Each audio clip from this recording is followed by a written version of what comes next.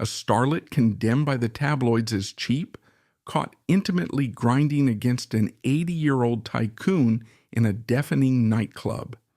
Yet this rumored deal bought her the ultimate Repulse Bay upgrade and the absolute power to manipulate an entire industry.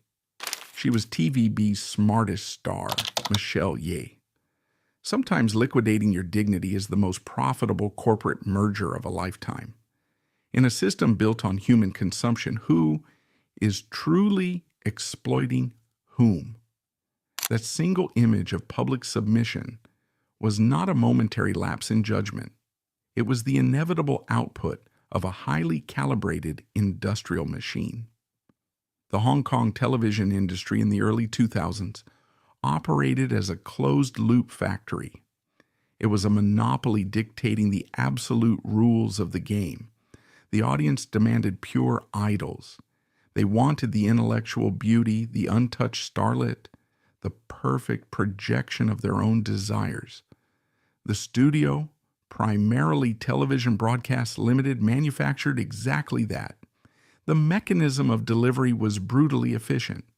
Actors, regardless of their marquee value or public adoration, were treated as expendable salaried employees. They functioned on grueling round-the-clock schedules. The system was engineered to drain the physical and emotional capital of its artists to fuel a continuous, high-volume revenue stream. Michelle Ye entered this arena possessing a distinct advantage.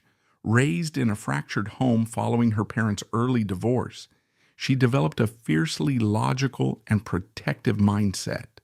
She harbored no romantic delusions about the artistic purity of acting. She relied on her American education, specifically her time at Wellesley College, to navigate a notoriously unpredictable and predatory industry. She initially operated under a potent illusion of control. She believed her formidable intelligence and her Miss Chinese international crown insulated her from the exploitation that routinely consumed her peers. She assumed she was the master of her own fame. The reality of the studio floor quickly dismantled that illusion. Discipline and talent resulted only in extreme exhaustion. Contracts bound actors for years, stipulating punishing quotas of television hours. Sleep was a luxury, snatched on folding chairs between lighting setups. If an actor complained or demanded fair compensation, the studio simply froze them out. They were immediately replaced by the next face, from an endless assembly line of pageant winners and training class graduates. The public saw a world of glamour and prestige. The insiders navigated a sweatshop coated in glitter. A standard television salary could never match the immense financial demands of maintaining a star's required public facade. Furthermore, the ground beneath the industry was shifting violently. Following the 1997 handover, the mainland Chinese market rapidly opened up. A new, far more lucrative transaction emerged in the shadows. Hong Kong celebrities desperately needed mainland capital and connections to secure leading cinematic roles and escape the television factory. Conversely, mainland and Hong Kong tycoons required the social currency of a famous actress on their arm. Fame became a tangible asset used to broker access to the ultra-rich. The entertainment industry morphed. It shifted from selling television spots to the masses to facilitating high-stakes corporate networking. A single phone call from a billionaire property developer carried more weight than 2 decades of critically acclaimed acting. The studio system, once the ultimate authority, became merely a waiting room for a much darker marketplace. Actresses were no longer just performers, they were assets to be leveraged. The men who built Hong Kong's skyline and controlled its ports viewed the entertainment industry as their personal hunting ground. They operated entirely above the studio executives. For these men, associating with a famous actress was a display of dominance. It was a way to signal virility and unassailable success to their peers. The studio actively facilitated these connections. Attendance at elite ribbon-cutting ceremonies, private yacht parties, and exclusive charity galas was an unspoken mandatory clause in a star's contract. This created a fractured existence for the artists. By day, they were overworked employees, terrified of angering a middle management producer. By night, they were thrust into the company of billionaires, surrounded by wealth they were expected to reflect, but could never actually possess. They were placed in the dead center of the capitalist feast, yet strictly forbidden from eating. Michel Ye observed this machinery with a cold, calculating eye. Unlike the naive starlets who signed their lives away for a taste of applause, she understood the fundamental mathematics of the industry. Her intelligence, often praised by the press, was actually a liability within the studio's rigid hierarchy. Directors did not want actresses who asked questions. They wanted compliant vessels. She quickly realized that her academic pedigree was just another marketing gimmick used by the network to sell advertising space. The intellectual beauty was merely a character she played, both on and off the screen.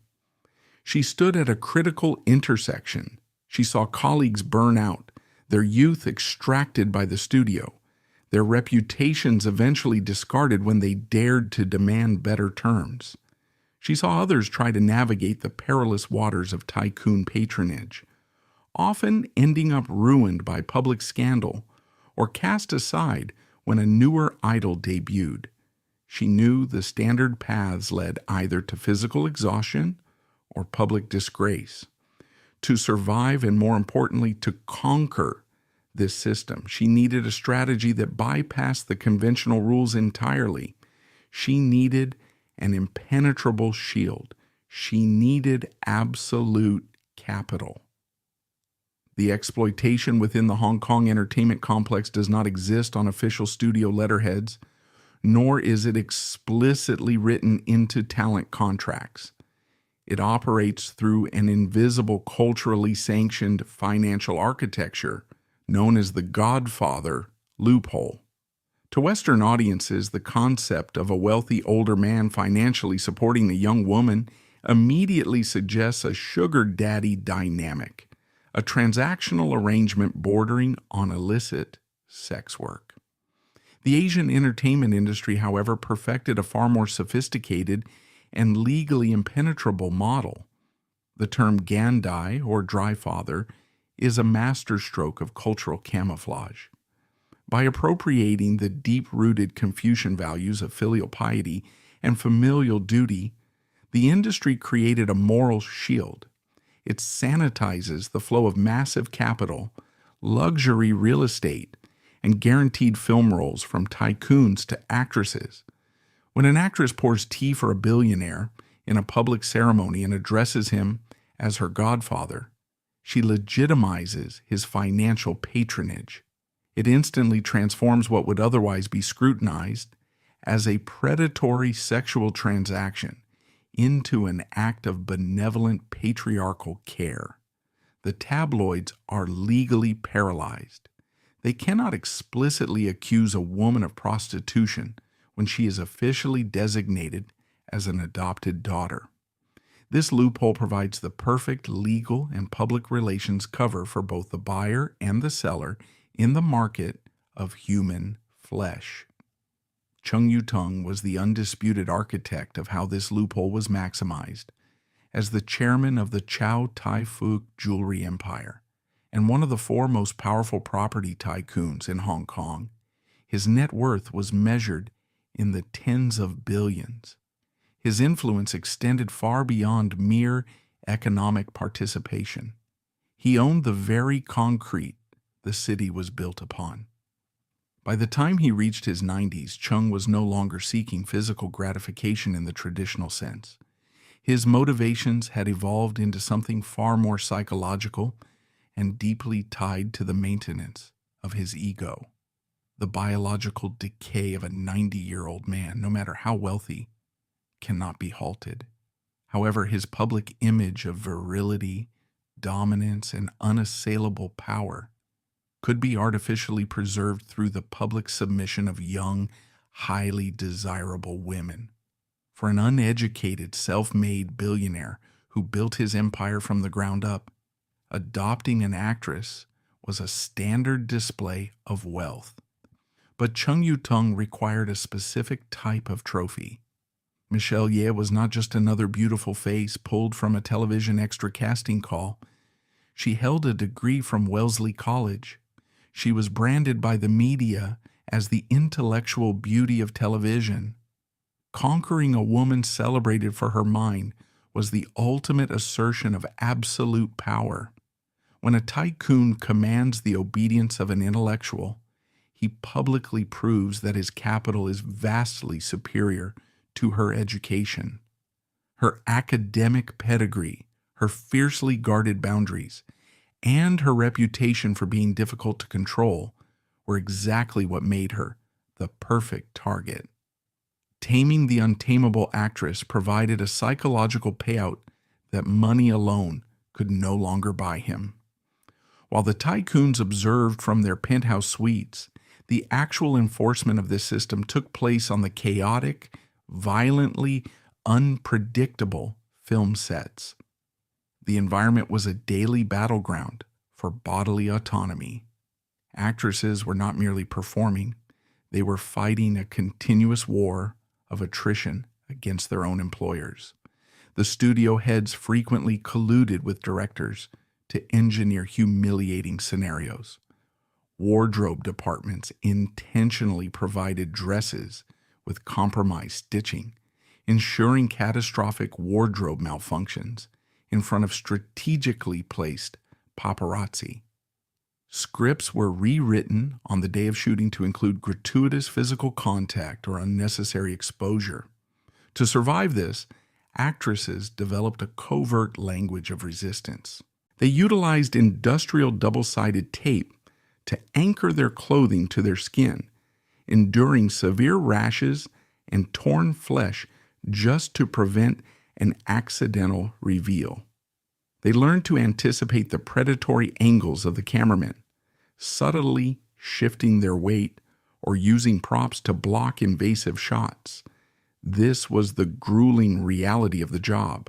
It was a silent, exhausting negotiation of boundaries, where one misstep could result in a front-page scandal engineered by the very people paying their salaries.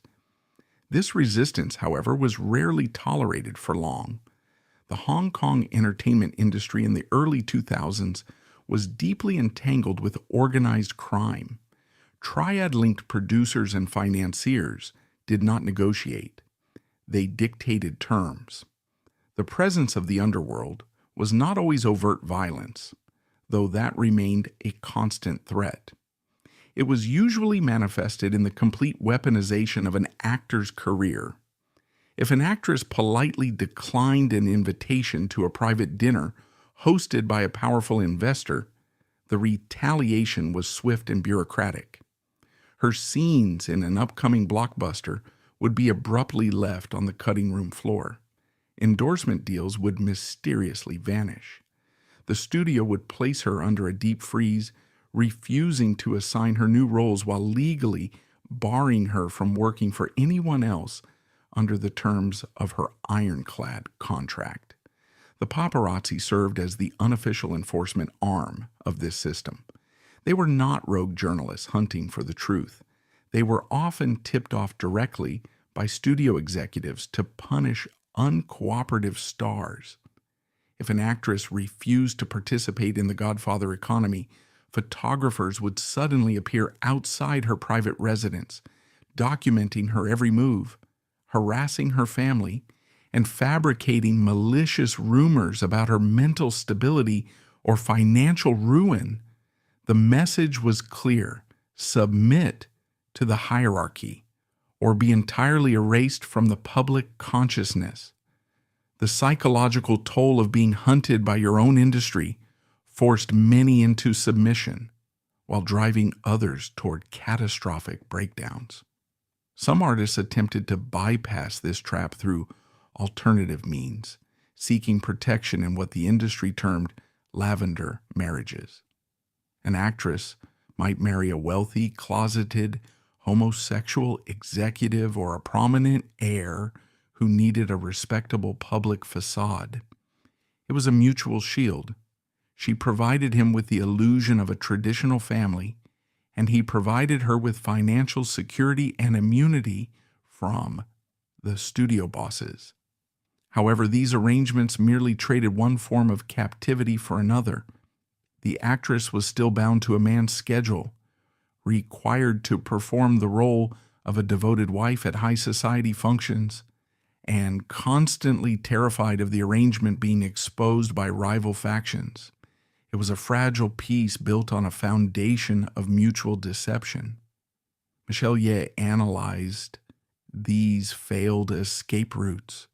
She recognized that the lavender marriage was a temporary band-aid, and that fighting the triad-backed studios through sheer willpower was mathematical suicide. She also understood the shifting economic reality. The golden era of Hong Kong television was dying. The true center of power and wealth was rapidly moving north to mainland China. To transition from a salaried Hong Kong employee to a major player in the mainland market required massive capital backing. Mainland casting directors and producers did not care about her television awards. They cared about who was financing her.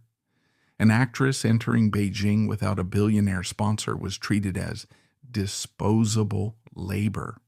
The Chinese market was vast, ruthless, and heavily reliant on deep-rooted political and business networks. Without an introduction from a heavyweight like Cheng Yu-tung, her career would stall indefinitely. The trap was tightening. She had reached the absolute ceiling of what her talent and intellect could achieve within the ethical boundaries she had set for herself.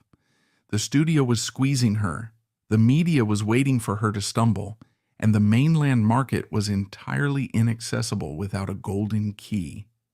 She was standing at the edge of an abyss, looking down at the wreckage of peers who had tried to fight the machine and lost everything. The realization crystallized in her mind with cold clarity. The only way to defeat the system was to become its most cynical participant. She had to weaponize the very loophole designed to exploit her. She prepared to make a calculated trade, understanding that the price of absolute freedom in the future was the complete public annihilation of her dignity in the present. The Hong Kong entertainment ecosystem offered no graceful exits for a television star whose ambitions outgrew her studio-mandated salary. By the time an actress realized the structural trap she was in, the doors were already bolted. She was left facing a brutal existential crisis. Stripped of the glamour the public projected onto her, the industry presented only 3 paths forward, and every single one required a surrender of autonomy. The first path was submission to the mid-level predators. This meant accepting the invitations from triad-linked producers and secondary financiers. It meant attending the late-night karaoke sessions and private dinners where women were treated as complimentary appetizers for wealthy investors. This was a path of rapid depreciation.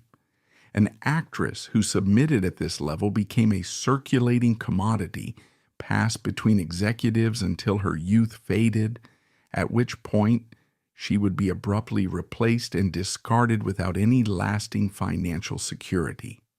The second path was resistance and contract termination. Television broadcasts limited secured its dominance through ironclad, often decade-long contracts containing draconian penalty clauses. If an actor refused to comply with the grueling schedules or the unspoken networking obligations, they could not simply resign. To leave meant triggering a breach of contract, resulting in an exit fee amounting to millions of Hong Kong dollars, money a salaried television actor could never amass. Even if she miraculously found the funds to buy her freedom, the studio would enforce an industry-wide blacklist. Directors would be quietly instructed not to cast her. Brands would cancel endorsements. The retaliation was absolute and designed to ensure financial ruin. The third path was the most visceral: physical violence and intimidation. Refusal to play by the rules of the triad-backed factions often resulted in direct threats. Paparazzi would be deployed to harass family members. Smear campaigns would be fabricated to destroy reputations overnight. In extreme cases, the violence moved from psychological to physical, a blunt reminder that the industry was ultimately controlled by men who operated outside the law. Michelle Ye examined these three locked doors. She possessed a formidable intellect, but intelligence without capital is powerless in a hyper-capitalist structure. She could not outsmart a system that owned the very ground she walked on. The mainland Chinese market was opening up, offering unprecedented wealth and independent production opportunities. But the toll bridge to cross into that market was heavily guarded. Mainland casting directors and investors demanded introductions. They required proof of backing. An actress crossing the border alone, carrying only her television awards and a Wellesley pedigree, was entirely vulnerable. There was someone in the industry who showed her a way out, though the cost was the complete erasure of her original identity. The realization was cold and mathematical. The Godfather loophole was generally used as a defensive shield by actresses trying to survive. She decided to weaponize it. She would not seek a mid-level producer for temporary protection. She would bypass the entire studio hierarchy and secure the absolute apex of capital. She targeted Chung Yu-tung, aligning with a 90-year-old billionaire whose empire encompassed real estate, jewelry, and shipping, required a specific currency. Chung Yu-tung could buy any physical object on the planet. He did not need companionship in the traditional sense. What he required and what he valued was the public submission of a woman whose entire brand was built on independence, high education, and intellectual superiority. To conquer the smartest actress in TVB was a profound assertion of his unyielding power. She understood that the transaction could not be private. For the capital backing to be effective in the mainland market, the industry had to know who stood behind her. The relationship had to be visible. She had to publicly trade her meticulously crafted image of an aloof, educated professional for the persona of a compliant, devoted goddaughter. She prepared for the exchange. The psychological shift was immense. She systematically dismantled her own pride. The dignity she had guarded so fiercely against the studio executives was now recognized as her most valuable, yet entirely expendable asset. This calculated alignment began in the early 2000s, providing her with the vital introductions and capital needed to establish a foothold in mainland China. She transitioned from a salaried employee to an independent player, her project suddenly greenlit, and her status elevated. The studio that once controlled her schedule now had to negotiate with the proxy of the Chow Tai Fook empire. But a transaction of this magnitude requires a final, undeniable public payment. The bill came due in 2005. The environment was a high-end, exclusive nightclub. The sensory details of the venue were critical to the execution of the event. It was deliberately chaotic. The music was deafening, the lights were blinding, and the room was packed with the elite of Hong Kong society, alongside the ever-present, strategically positioned paparazzi. The noise level was not a nuisance. It was the required context for the transaction. Chung Yu-tung sat impassively. He did not need to exert energy. Absolute power is stationary. The billionaire does not lean in. The world leans toward him.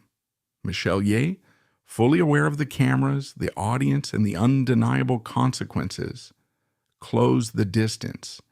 She executed the whispering dance. The leaked photographs captured the exact physics of the exchange. She wore a revealing dress, entirely discarding the conservative intellectual aesthetic of her past. She pressed herself closely against the 90-year-old tycoon. She leaned tightly into his ear, speaking softly over the deafening bass of the nightclub.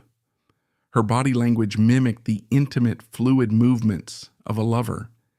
It was a display of profound public intimacy that shattered the protective boundaries of the standard godfather and goddaughter dynamic.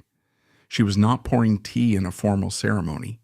She was grinding against a nonagenarian in a nightclub. The camera flashes erupted, freezing the transaction in high definition. She knew they were photographing her. She did not pull away. She did not attempt to hide her face or demand the cameras be confiscated. She held the pose. She allowed the lenses to capture the total liquidation of her dignity. The immediate fallout was catastrophic by conventional public relations standards. The photographs saturated the media landscape across Hong Kong and mainland China within hours. The tabloid headlines were merciless. They stripped away her academic credentials and her acting awards in a single news cycle. The public reaction was a mixture of disgust and cynical validation. The audience that once praised her intellect now mocked her as the cheapest actress in television history. Social media platforms exploded with commentary analyzing her downfall, pointing to the images as proof that no amount of education could override the corrosive greed of the entertainment industry. Her reputation, carefully built over a decade, was incinerated overnight. To the untrained eye, this was a moment of profound humiliation. It appeared to be a tragic lapse in judgment, a drunken mistake caught on camera that destroyed a respected career. The media narrative framed it as the ultimate moral collapse of a woman who had finally surrendered to the sleaze of the underworld. They waited for the inevitable tearful press conference. They expected the standard playbook, a sterile apology, a plea for privacy, a temporary retreat from the public eye to let the scandal cool. She offered none of that. When confronted by the press regarding the scandalous nightclub images, Michelle Ye bypassed the expected tearful apology. She faced the cameras with chilling, sociopathic calm, stating, "When you attend a party, you must dance. It was so noisy. I had to lean in close to my godfather just to hear him." This statement was not a defense. It was a receipt. It was the flawless deployment of the Godfather loophole in the face of overwhelming visual evidence to the contrary. By publicly reaffirming his title as her godfather, she legally and culturally insulated the interaction. She weaponized the environment of the nightclub to justify the physical proximity. It was noisy. I was trying to hear him. She dared the public, the tabloids, and the industry to prove otherwise, knowing with absolute certainty that they could not. This was the twist that the public failed to comprehend. The media and the audience believed she had been destroyed by the system. The truth was entirely the opposite. The collapse they witnessed was a highly orchestrated escape. The loss of face was not a mistake. It was the required currency.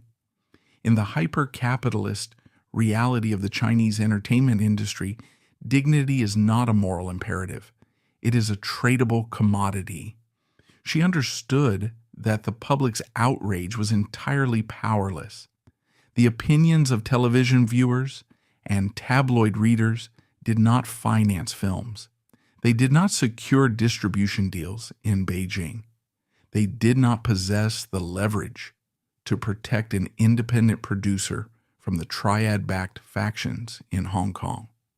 Only capital could do that. By executing that dance and delivering that statement, she finalized the contract. She demonstrated absolute loyalty and public submission to Chung Yu-tung, cementing his protection.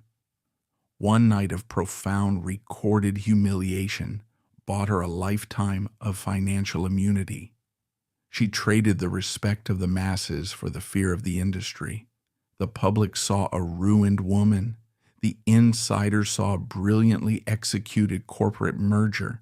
She had taken the very mechanism designed to exploit young actresses and driven it straight through the heart of the studio system, escaping the meat grinder entirely while leaving her dignity to be chewed up by the press.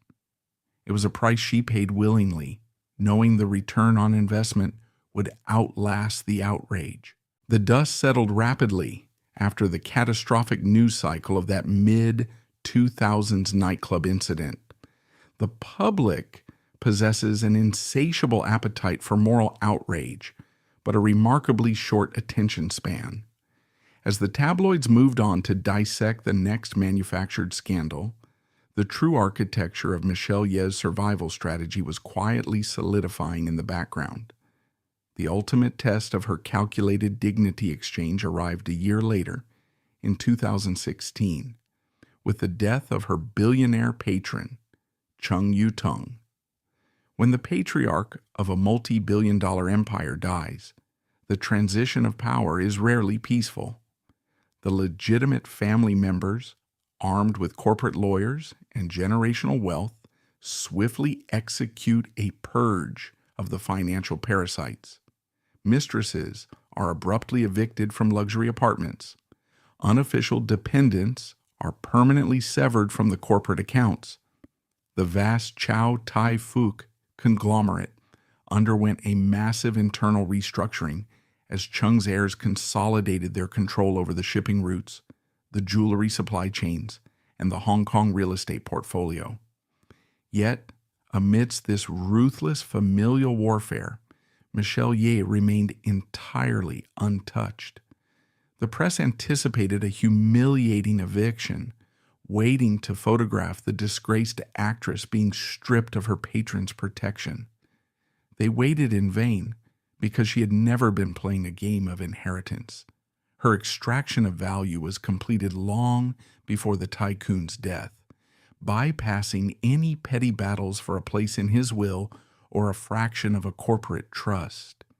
She understood that capital is not merely cash stored in a bank vault. It is the unassailable network, the operational immunity, and the initial production backing that his name had guaranteed. Once those heavy iron doors to the mainland Chinese entertainment market were forced open by the sheer gravity of his influence, they could not be closed by his grieving relatives. She had used his shadow to cross the border, and once she was on the other side, she no longer needed the man casting it. The resolution of her story is not a tale of moral redemption. It is a master class in hyper-capitalist adaptation. She permanently abandoned the restrictive confines of the Hong Kong television studios and established her own production company in the lucrative mainland market. She transitioned from the exploited asset to the ruthless asset manager. This is the ultimate chilling culmination of her nightclub transaction.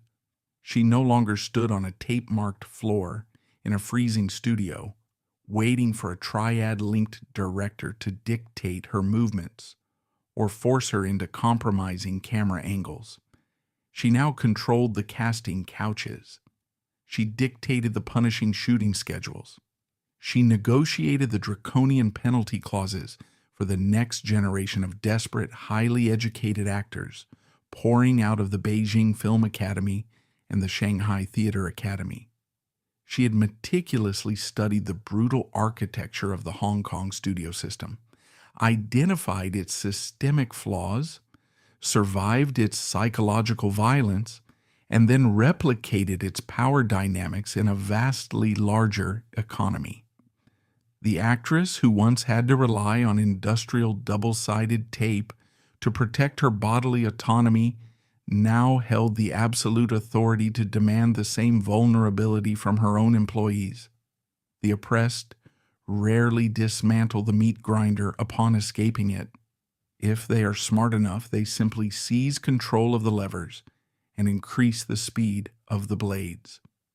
The Hong Kong press establishment that had relentlessly mocked her whispering dance found themselves structurally obsolete in her new reality.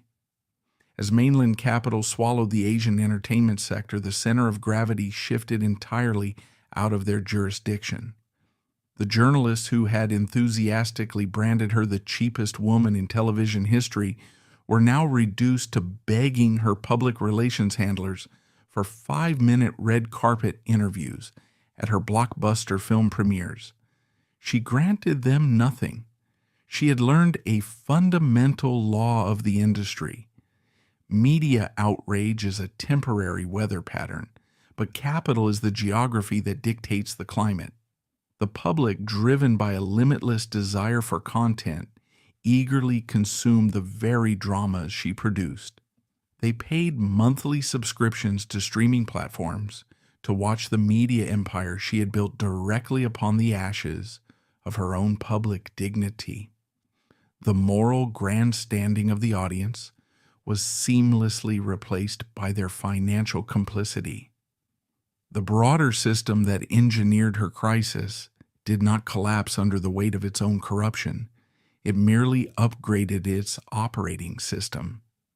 The physical triad-backed studio monopolies of early 2000s Hong Kong slowly crumbled, but the underlying mechanism of the Godfather loophole proved remarkably resilient.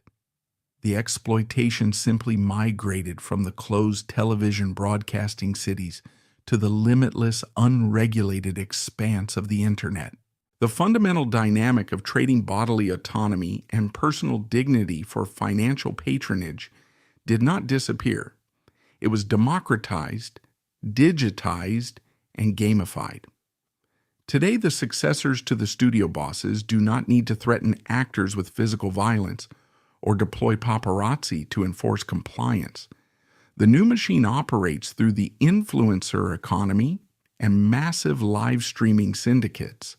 The tycoons no longer need to attend crowded, deafening nightclubs to assert their dominance over young women. They sit in the sterile safety of their private residences, transferring millions in digital currency as virtual gifts to young women broadcasting live from their bedrooms.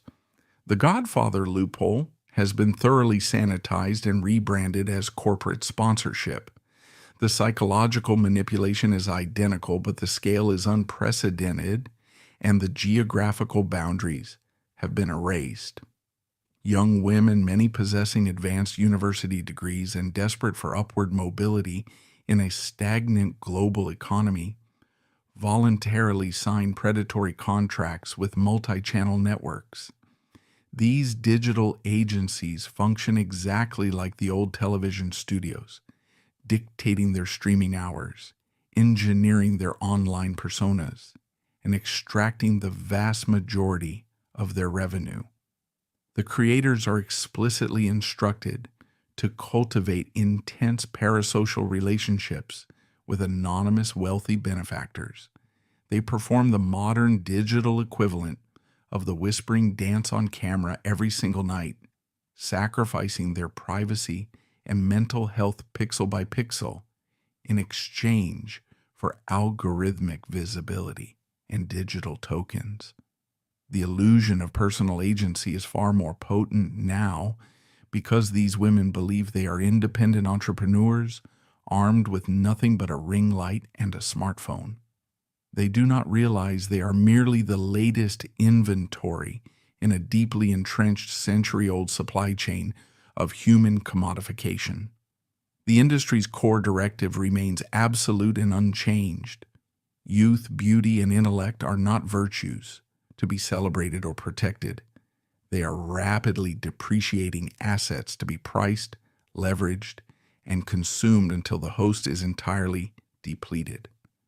Michelle Yeoh survived this consumption exclusively because she possessed a specific sociopathic clarity, approaching her own exploitation as a hostile corporate takeover. Stripped of any naive delusions regarding mentorship or romance with Chung Yu-tung, she viewed her physical body, her prestigious academic pedigree, and her public standing simply as inanimate chess pieces to be sacrificed for a strategic checkmate. She possessed the icy emotional detachment required to endure the profound humiliation of the transaction without internalizing the psychological trauma. She was a highly calibrated machine operating within a larger, more brutal machine. But this system was not designed to process machines. It was built to consume fragile human beings. For every woman who possessed the cold calculation to weaponize the Godfather loophole and secure an escape velocity, dozens of others were completely annihilated by the exact same mechanism. If this highly educated actress barely survived by intentionally severing her own emotional capacity, what happens to the women who enter the same predatory arena, actually seeking emotional salvation? In the same era, functioning under the exact same cultural and financial pressures, another actress was navigating the perilous waters of Tycoon patronage.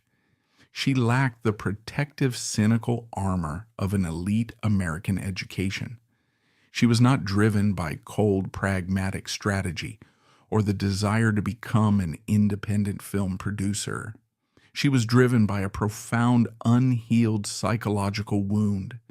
She was desperately searching for the protective father figure she had been denied in her fractured childhood.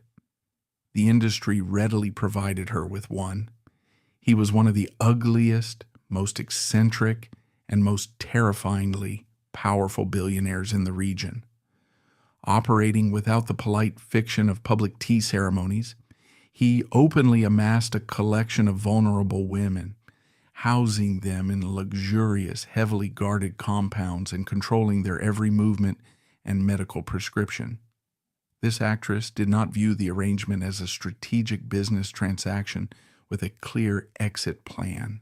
She made the fatal, irreversible error of bringing genuine human emotion into a marketplace, designed exclusively for the trading of flesh and capital.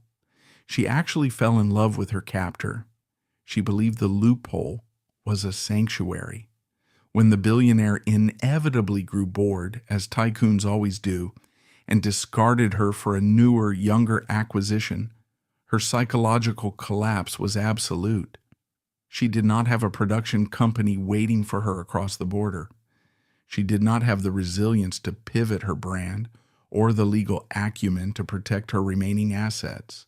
The system had successfully extracted her youth, monetized her erratic public behavior for tabloid sales, and fundamentally shattered her mind. The transaction was complete, and the refuse was discarded. The conclusion of her story was not a triumphant return to the industry as a wealthy executive. It was a 24th floor window in a Shanghai apartment building. It was a terrifying plunge into the concrete reality of an industry that demands everything a human being possesses and returns absolutely nothing. The death was neatly filed away by the authorities as a suicide, a tragic but common result of severe postpartum depression and substance abuse. But the true cause of death was written into the very fabric of the entertainment system that manufactured her. Her fatal mistake was believing that the gilded cage was built to protect the bird, rather than to serve the appetites of the men watching from the outside. The 24th floor was merely the sudden stop of a meticulously engineered descent. The true fall began years earlier, inside the executive offices of the Hong Kong studio system. where the initial transaction of human flesh was authorized not by a triad boss, but by the victim's own family. Pauline Chan did not enter the entertainment industry armed with a degree from an elite American college. She entered it as a minor, pushed across the negotiating table by a mother willing to sign away her teenage daughter's bodily autonomy for immediate financial relief. While Michelle Ye utilized the system to secure her future, Pauline Chan was fed into the machinery before she possessed the psychological capacity to understand the contract. The Hong Kong Category 3 film industry operated as the undisputed underbelly of the cinematic boom in the early 1990s. It was a high-yield, low-investment factory, producing exploitation cinema disguised as theatrical entertainment. The studios required a constant influx of young, desperate women to feed an audience demanding increasingly explicit content. At 17 years old, legally barred from signing the contracts herself, her mother finalized the agreements. This foundational betrayal stripped away any illusion of safety. The industry did not just consume her image, it aggressively commercialized her vulnerability on screen, cementing her public brand around sensationalism rather than talent. There was no intellectual prestige to fall back on. Mainstream television networks and elite film directors actively avoided casting actresses from highly controversial cinema in legitimate roles, effectively quarantining them within niche sensationalized media. The stigma was permanent. For a young woman carrying profound childhood trauma and the devastating absence of a protective father figure, the psychological toll of being such a commodified public icon was catastrophic. She was drowning in public exposure, completely isolated, and desperately searching for an authoritative figure to shield her from the very industry her family had sold her to. This precise psychological void made her the perfect acquisition for a man operating at the absolute apex of the Godfather economy, Taiwanese billionaire Huang Zhensung. Huang Zhensung did not resemble the polished corporate tycoons of the Hong Kong real estate sector. He was widely recognized and routinely mocked by the tabloid press as one of the ugliest men in Taiwan. Yet, his inherited wealth and immense political connections rendered physical aesthetics entirely irrelevant. He weaponized his capital to construct a reality where his physical appearance was never a barrier to access. He did not merely participate in the Godfather loophole, he industrialized it. He maintained a sprawling, heavily guarded mansion that functioned as a private harem, housing dozens of actresses, models, and socialites. He assigned them numerical ranks, managing his collection of goddaughters and female disciples with the cold efficiency of a logistics manager overseeing a warehouse of luxury goods. For Huang, acquiring Pauline Chan was a highly visible assertion of dominance. Pulling a famous Category 3 actress out of the grueling Hong Kong film factories and installing her in his Taiwanese compound demonstrated his absolute financial superiority over the studio bosses.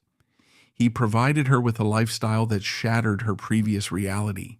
He deployed luxury vehicles, blank checks, and an army of private security to insulate her from the paparazzi and the predatory directors who had previously controlled her schedule. The initial phase of the arrangement functioned perfectly as a dignity exchange. She publicly acknowledged him as her godfather, providing him with the social currency and the ego validation of possessing a notorious sex symbol.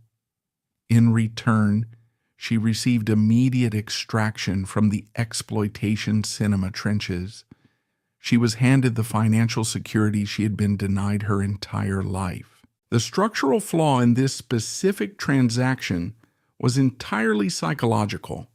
The Godfather loophole operates strictly on the premise of mutual detachment. It is a lease agreement, not a marriage certificate. Michelle Ye understood this fundamental rule, ensuring her emotions never contaminated the business arrangement. Pauline Chan committed the fatal error of believing the cultural camouflage was real. She looked at the man purchasing her time and saw the protective father she never had. She confused financial ownership with genuine emotional salvation. She fell in love with the architect of her own captivity. This emotional investment violated the core mechanics of Huang Jinsung's operation. He demanded absolute compliance and public submission from his collection of women, but he actively despised emotional dependency. His compound was designed for his entertainment, not for the rehabilitation of traumatized actresses. When Pauline Chan began demanding exclusivity, throwing violent tantrums when his attention drifted to other goddaughters within the house, she disrupted the clinical efficiency of his harem. She ceased to be an entertaining trophy and became a psychological liability. The billionaire's response was swift and bureaucratic. Tycoons do not engage in emotional arguments. They simply freeze the accounts. He did not immediately evict her, but he systematically withdrew his presence. He cut off the emotional supply, isolating her within the massive compound while allowing her to retain the material luxury. This tactic was designed to force compliance, but it only accelerated her psychological collapse. The realization that she was entirely replaceable, merely one asset in a heavily populated portfolio, shattered her fragile mental state. The descent into total instability was heavily documented by the relentless Taiwanese and Hong Kong tabloids. Denied the attention of her patron, she sought it through increasingly destructive public spectacles. The press, which had previously profited from her on-screen nudity, now profited from her off-screen disintegration. They followed her into exclusive nightclubs, capturing images not of calculated whispering dances, but of catastrophic, drug-fueled breakdowns. She engaged in violent physical altercations in hotel lobbies, set fire to her own luxury apartments, and required multiple police interventions. The industry watched with a mixture of horror and deep cynicism. They recognized the symptoms of a failed Godfather transaction. When the erratic behavior began affecting Huang Jinsung's public standing, the final severance was executed. The financial lifeline was cut. The security details were withdrawn. She was formally expelled from the billionaire's protective orbit and thrown back into the public arena without any resources. Her reputation now too toxic for even the exploitation film studios to touch. The system had completed its extraction cycle. It had taken her youth for the camera, her public submission for the billionaire's ego, and finally, her sanity for the tabloids. The final months of her life were a harrowing display of a human being entirely stripped of agency. She retreated to Shanghai, pregnant with a child whose paternity would become the subject of endless gruesome speculation. The biological father's identity was ultimately irrelevant. The child was born into the wreckage of an industry that had long since consumed its mother. When she stepped out of that 24th floor window, leaving behind a 1-month-old infant, she did not leave a note condemning the studio bosses or the Taiwanese billionaire. She did not need to. The trajectory of her life was the indictment. Her death stands as the ultimate counter-narrative to the survival strategies of women who successfully navigated the Godfather loophole. It proves that the Hong Kong entertainment complex of that era was not a meritocracy, nor was it a playground for the glamorous. It was a highly calibrated apex predator. Those who lack the sociopathic clarity to treat their own bodies and dignity as disposable currency did not simply lose their careers, they lost their minds and eventually their lives. The system continued unabated. The tycoons simply acquired new trophies, and the studios began casting the next generation, completely undisturbed by the bodies left on the pavement. The juxtaposition of these two specific trajectories, the intellectual who weaponized the system and the traumatized starlet who was crushed by it, reveals the true nature of the early 2000s entertainment economy. It forces a complete reevaluation of how public scandals are consumed. When the audience witnesses an actress engaging in seemingly irrational or degrading behavior, they are conditioned to judge the individual moral failing. They are trained by the media to ask why a woman would sell herself to a tycoon, or why she would destroy her life with narcotics. The correct question is never about the individual's morality. It is always about the structural pressure of the environment. The tabloids act as the essential lubricant for this machinery. During Pauline Chan's public spiral, the photographers who camped outside her residence were not merely documenting a tragedy. They were actively accelerating it. By placing a monetary value on her manic episodes, the media created a perverse incentive structure. An exclusive photograph of the actress screaming at police officers commanded a higher price than an interview about her upcoming film projects. The journalist became an invasive, hostile force, deliberately triggering her paranoia to generate profitable headlines. They served as the unofficial executioners for the tycoons. When a billionaire discards a goddaughter, the press handles the final disposal, ensuring her reputation is so thoroughly ruined that she can never re-enter the legitimate market.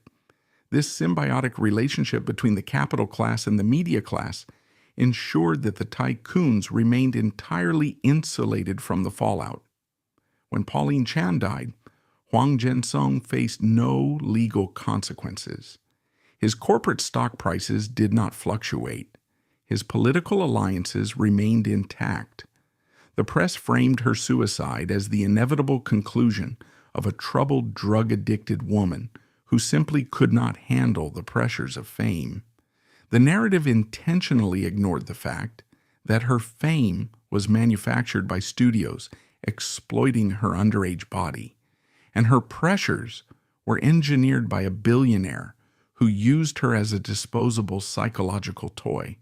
The system demands total accountability from the women it consumes, while granting absolute impunity to the men who operate the levers. This is the core legacy of the Godfather loophole.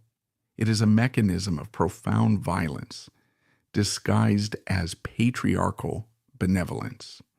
It operates under the assumption that a woman's dignity is a fungible asset, something that can be bought, leased, and eventually destroyed without disrupting the broader economic order. For the women who understand this brutal reality and possess the emotional detachment to treat it purely as a business transaction, the loophole offers a perilous, high-stakes ladder to financial independence. They can dance in the nightclub, endure the public humiliation, and emerge years later as untouchable executives. But for the women who enter the arena looking for humanity, the system offers no quarter. If they bring genuine vulnerability into a market that only trades in power, the machinery will not just reject them, it will actively process them into a cautionary tale. The blood on the pavement in Shanghai was not an anomaly or a glitch in the entertainment matrix.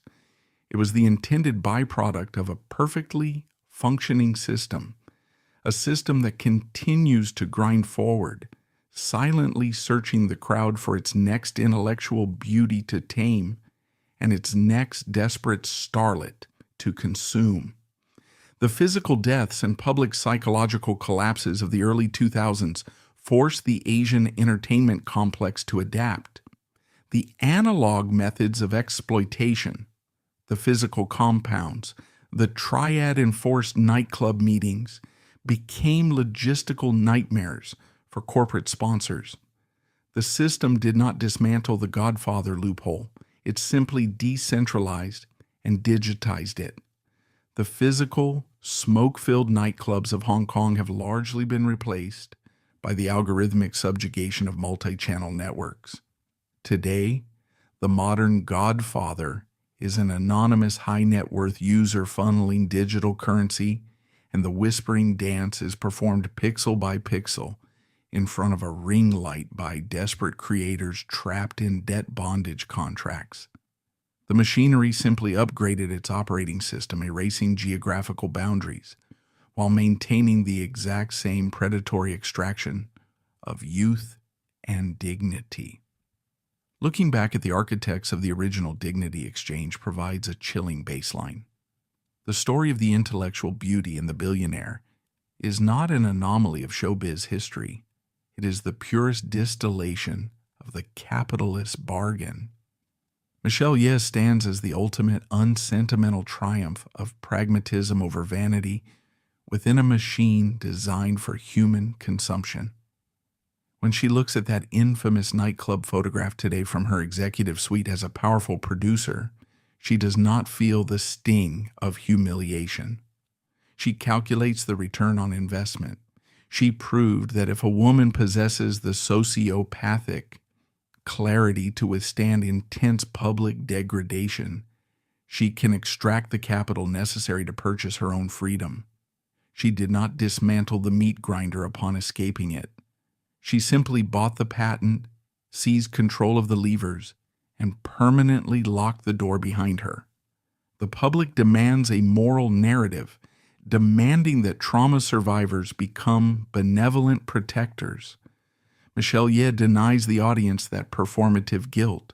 She exposes the hypocrisy of a society that eagerly consumes the scandals, mocks the victims, and willfully ignores the blood required to produce the flawless images on screen. We hate her not because she sold her dignity, but because she accurately priced herself, executed a hostile takeover in high heels under the blinding flash of a paparazzi lens, and got a much better price for it than we ever will.